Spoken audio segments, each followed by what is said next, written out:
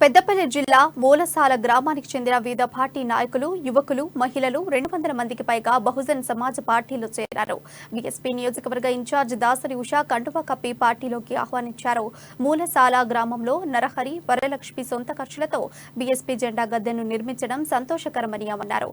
బడుగు బలహీన వర్గాలకు అండగా ఉండే పార్టీ కేవలం బీఎస్పీ పార్టీ అని తెలిపారు. నియోజకవర్గంలో ఏ మండలంలో చూసినా సమస్యలతో ప్రజలు కొట్టుమిట్టాడుతున్నారని, బీఆర్ఎస్ ప్రభుత్వంతో సామాన్య ప్రజలకు ఒరిగిందేమీ లేదని అన్నారు.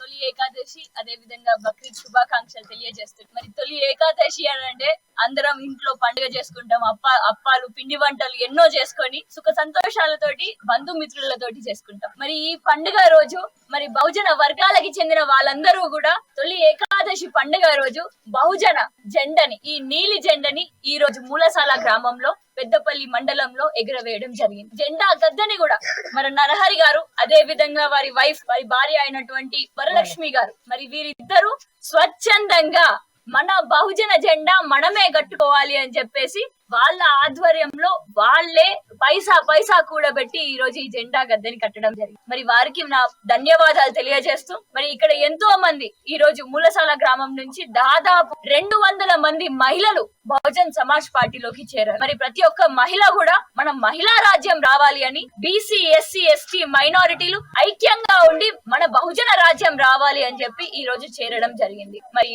డాక్టర్ బిఆర్ అంబేద్కర్ గారు